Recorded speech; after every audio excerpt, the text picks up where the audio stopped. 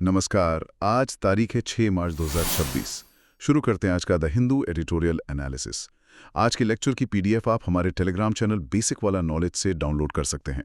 तो आज हम 3 बहुत ही अहम आर्टिकल्स पर एक डीप डाइव करने वाले हैं। एक यूपीएससी लेक्चरर की अप्रोच के साथ, जहां हम सरफेस लेवल न्यूज से थोड़ा आगे बढ़ेंगे। पहला आर्टिकल है कॉन्फ्लिक्ट्स और अस्थिरता के बीच महिलाओं के अधिकार। दूसरा, हेट स्पीच और सुप्रीम कोर्ट का क्या रुख है। और तीसरा, महिलाओं के मिड लाइफ हेल्थ केयर की जो एक सिस्टमैटिक इनविजिबिलिटी है उस पर। चलिए इन सब को एक एक करके अनपैक करते हैं। शुरुआत करते हैं पहले आर्टिकल से। 8 मार्च को इंटरनेशनल वुमेन्स डे आ रहा है और इस बार यूएन की 2026 की ग्लोबल थीम है rights, justice, action for all women and girls. Theme सुनने में तो बहुत प्रेरणादायक लगती है, पर देखिए यहाँ जो बात सबसे दिलचस्प है वो ये कि ये इतनी आदर्शवादी थीम दुनिया भर में चल रहे बहुत ही भयानक युद्धों और विस्थापन के बैकड्रॉप में आई है। अगर हम डेटा देखें तो 1946 के बाद से दुनिया में आज सबसे ज्यादा एक्टिव कॉन्फ्लिक्ट्स चल रहे हैं। 1946 मतलब सीधे सेकेंड वर्ल्ड वॉर के तुरंत बाद का टाइम। ये तो बहुत ही चौंकाने वाला कंपैरिजन है। बिल्कुल, और इसका असर सीधा आम नागरिकों पर पड़ता है। रिपोर्ट बताती है कि लगभग 676 मिलियन यानी करीब 67 करोड़ महिलाएं आज एक्टिव कॉन्फ्लिक्ट जोन्स के 50 किलोमीटर के दायरे में रह रही हैं। बाप रे। और वॉर का असर कभी जेंडर न्यूट्रल तो होता नहीं है। डेटा ये भी शो करता है कि पिछले 2 सालों में कॉन्फ्लिक्ट जोन्स में सिविलियन कैजुअलिटीज यानी आम नागरिकों की मौतों में सीधे 4 गुना वृद्धि हुई है। सही कहा। और इसमें एक बहुत ही डिस्टर्बिंग ट्रेंड और भी है। संघर्ष से जुड़ी सेक्सुअल वायलेंस में 87% का स्पाइक आया है। रेप और सेक्सुअल वायलेंस को आज भी वॉर की एक स्ट्रैटेजी, एक हथियार के रूप में इस्तेमाल किया जा रहा है। ये सच में बहुत डिस्टर्बिंग रियलिटी है। जब भी ऐसी बातें आती हैं तो मुझे यूनाइटेड नेशन सिक्योरिटी काउंसिल का वो ऐतिहासिक रेजोल्यूशन 1325 याद आता है। 31 अक्टूबर 2000 को इसे लाया गया था। फोकस यही था कि महिलाओं, शांति और सुरक्षा पर ध्यान दिया जाए।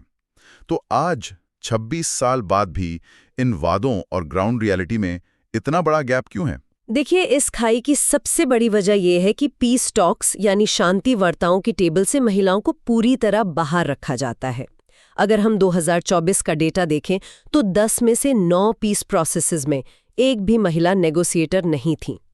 ग्लोबली महिलाएं आज भी सिर्फ 7% नेगोशिएटर्स हैं और लगभग 14% मीडिएटर्स। मतलब जिनकी जिंदगी दांव पर है वही उस कमरे में नहीं है जहां फैसले हो रहे हैं। जबकि रिसर्च साफ कहती है कि जब पीस प्रोसेसेस में महिलाओं को शामिल किया जाता है तो समझौते ज्यादा सस्टेनेबल होते हैं, वो ज्यादा लंबे समय तक चलते हैं। एग्जैक्टली, क्योंकि जब महिलाएं टेबल पर होती हैं तो चर्चा सिर्फ बॉर्डर्स या मिलिट्री तक सीमित नहीं रहती। वो हेल्थ केयर, एजुकेशन और फूड सिक्योरिटी की बात करती हैं, और यही सिस्टेमिक एक्सक्लूजन हमें हर जगह दिखता है। सही पॉइंट पकड़ा आपने। तो चलिए अब इस ग्लोबल वॉर वाले मुद्दे से निकलकर सीधे भारत के इंटरनल लीगल लैंडस्केप की बात करते हैं। हेट स्पीच, जो हमारा दूसरा आर्टिकल है। हाँ, हेट स्पीच आज के टाइम में एक बहुत ही कॉम्प्लेक्स लीगल मुद्दा है।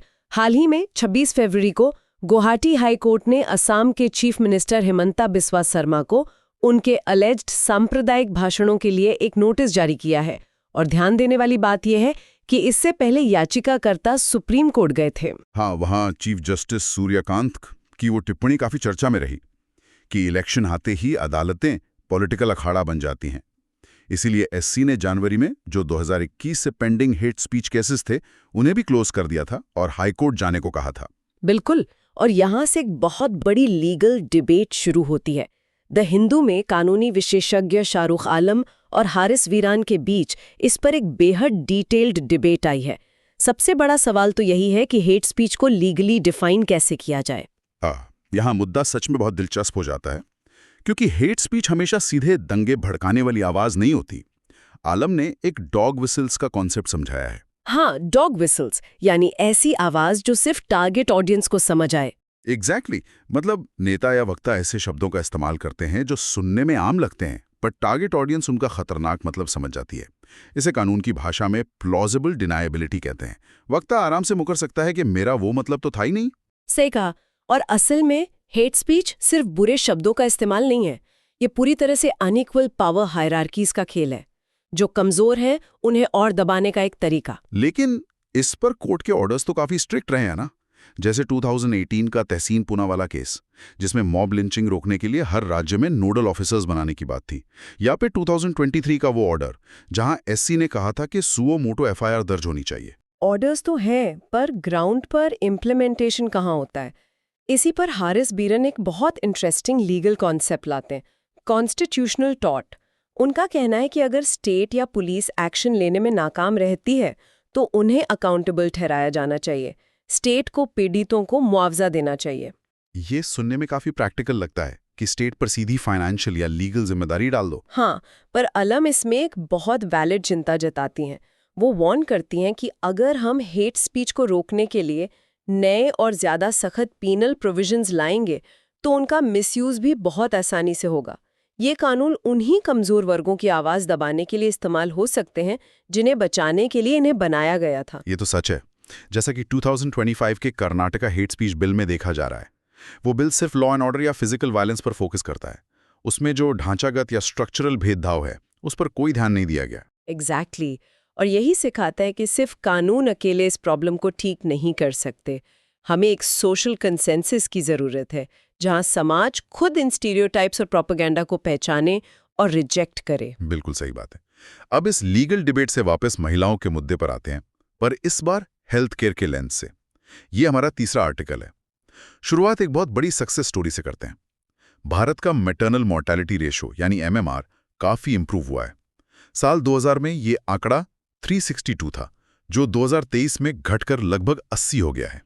ये डेफिनेटली एनआरएचएम और बाकी हेल्थ स्कीम्स की एक बड़ी जीत है। पर अगर हम इसे बड़ी तस्वीर से जोड़कर देखें तो यहाँ भी एक बहुत बड़ा ब्लाइंड स्पॉट नजर आता है। कैसा ब्लाइंड स्पॉट? ही ध्यान देता है। उसके बाद क्या? जब महिलाएं 30 और 40 के दशक में होती हैं, यानी मिड लाइफ में, तब उनका हेल्थ सिस्टम के लिए पूरी तरह अदृश्य या इनविजिबल हो जाता है। ये इनविजिबिलिटी तो आंकड़ों में साफ दिखती हैं। नॉन कम्युनिकेबल डिजीजेज या एनसीडीज जैसे हाइपरटेंशन और थायराइड, ये पुरुषों के मुकाबले महिलाओं में कहीं ज्यादा हैं। डेटा के हिसाब से प्रति 1000 लोगों में 106 महिलाओं को ऐसी बीमारियां हैं, जबकि पुरुषों में ये आंकड़ा सिर्फ 65 है। सही कहा। और इस अदृश्यता की जड़ हमारी मेडिकल रिसर्च और डिजाइन में छिपी है। हार्ट अटैक का ही एग्जाम्पल ले लीजिए।